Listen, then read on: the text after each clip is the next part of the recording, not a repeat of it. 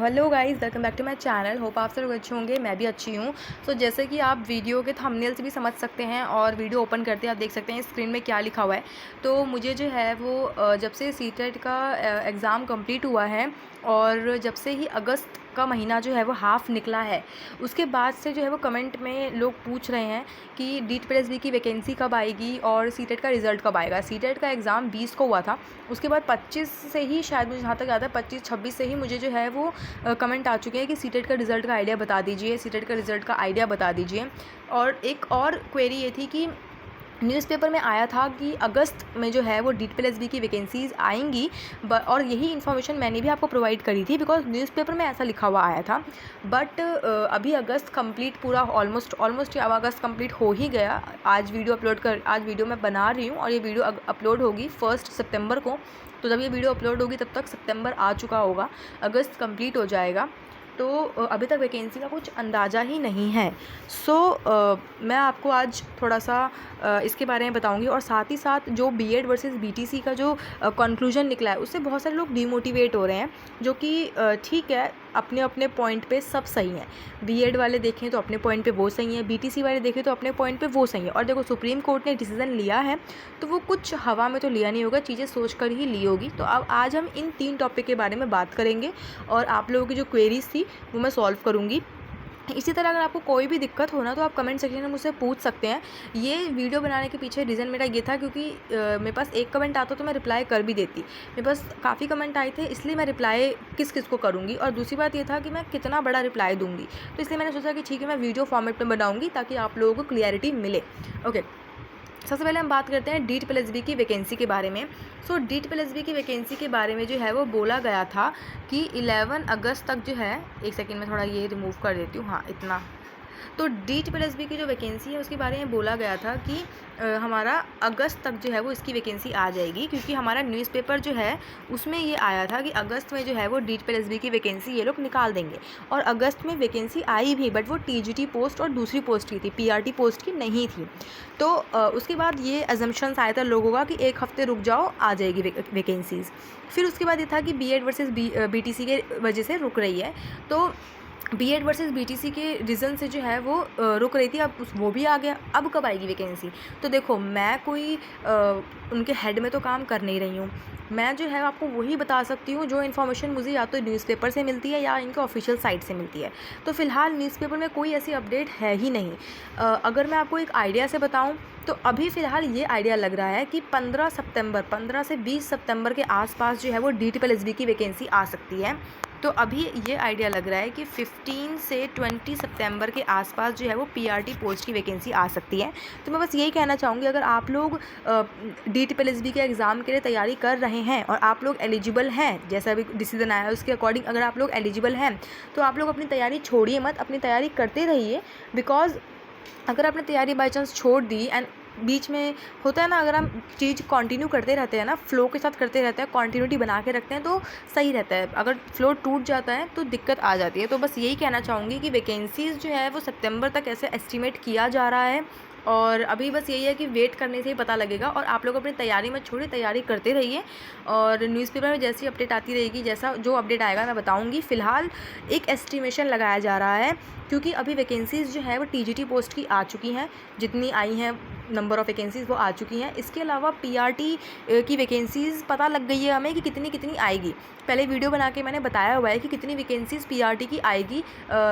2000 में से शायद 1000 समथिंग वैकेंसीज़ थी, जो कि ऐसे बताया गया था, मुझे एग्जैक्ट नंबर याद नहीं है।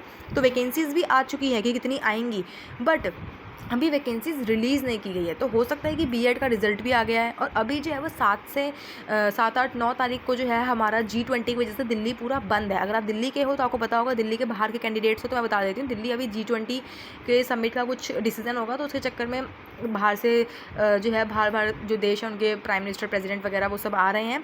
तो इस वजह से जो है वो दिल्ली जो है वो बंद कर रखा है 3-4 दिन के लिए। तो हो सकता है कि उसके बाद ये लोग वैकेंसीज़ निकाल दें, ठीक है, क्योंकि अभी जो है ये लोग उसमें लगे हुए हैं, ठीक है, उनके पास एक चीज़ है जो उसमें लगे हुए हैं। तो क्या पता उसके बाद ये लोग वैकेंसीज़ निकाल दें।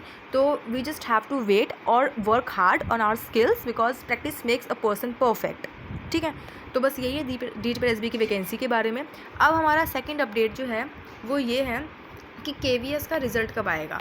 ठीक है, तो देखो KVS और CTET के रिज़ल्ट के बारे में बात करते हैं। तो जो KVS का रिज़ल्ट है वो जो है पूरी मेरिट लिस्ट बन चुकी है, पहले ही बन चुकी थी, बस जो सुप्रीम कोर्ट का डिसीजन है उसका वेट कर रहे थे। तो ऐसा कहा जा रहा है कि जो KVS की वैकेंसीज़ है वो हमारे G20 जो समिट है उसके बाद आएगी। तो मतलब आपको KVS की वैकेंसी जो है वो 10 सितंबर के आसपास देखने को मिल जाएगी कि G20 समिट के बाद, ऐसा सुनने में आ रहा है। मैं 100% श्योर नहीं हूँ, बट हाँ ऐसी चीज़ जो है वो सुनने में आ रहा है। आप बोलोगे कहाँ से सुनने में आ रही है, आप लोग KVS की साइट पर जाके देखना, पता लग जाएगा। CTET की साइट पर जाके देखना, ऑफिशियल साइट पर आप लोग खुद भी सर्च कर सकते हैं।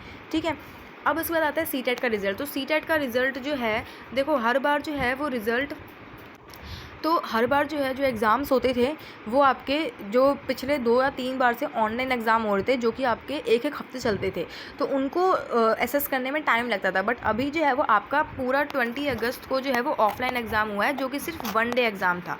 1 डे एग्ज़ाम में सिर्फ 3 शिफ्ट्स हुए हैं, तो उसको टाइम कम लगेगा, जहाँ तक मुझे लगता है टाइम कम लगेगा उसको चेकिंग करने में।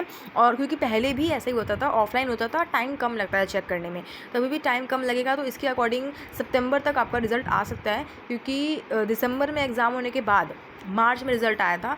तो ये लोग इतना टाइम लेते हैं, तो सितंबर में आप लोगों की जो आंसर की है वो आ सकती है।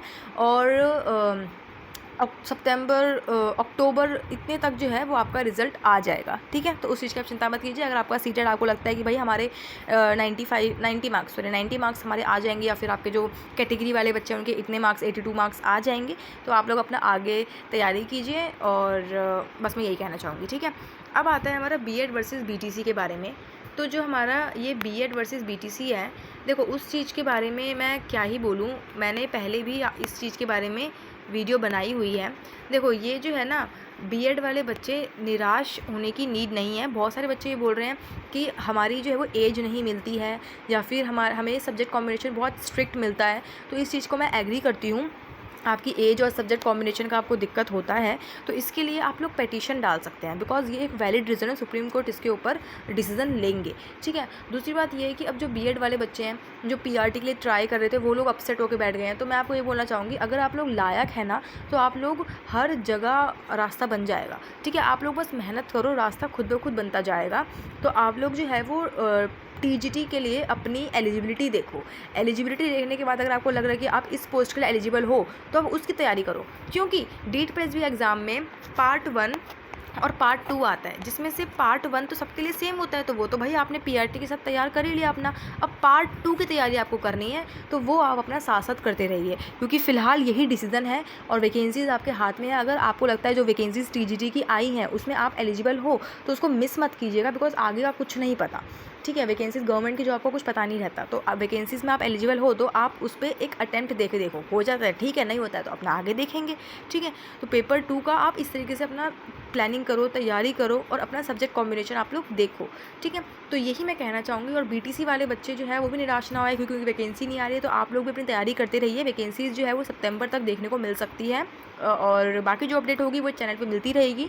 तो आज की वीडियो में हमने CTET का रिज़ल्ट, KV का रिज़ल्ट, BEd वर्सेस BTC और DSSB के बारे में थोड़ा अपडेट ली है। अगर कोई भी डाउट हो इन 4 टॉपिक से रिलेटेड तो आप लोग पूछ सकते हैं। और नेक्स्ट वीडियो जो है मैं माइक्रो टीचिंग की लेके आऊँगी, तो मुझे कमेंट में माइक्रो टीचिंग, अगर आप लोग टीचिंग फील्ड से हैं तो आपको पता होगा, तो मुझे जो है वो कमेंट में माइक्रो टीचिंग के बारे में बोला जा रहा है कि माइक्रो टीचिंग प्रोवाइड कीजिए उसका। तो माइक्रो टीचिंग की पूरी PDF जो है और पूरी वीडियो जो है वो पूरी मैं बना रही हूँ, और वो चीज़ आपको पूरी मिल जाएगी। और वो वीडियो जो है वो 3 सितंबर को आएगी, 3 सितंबर को आएगी वो वीडियो माइक्रो टीचिंग वाली, तो वो आप जाके देख सकते हैं। और मतलब आप जाके देख लेना, 3 सितंबर को आएगी वो वीडियो।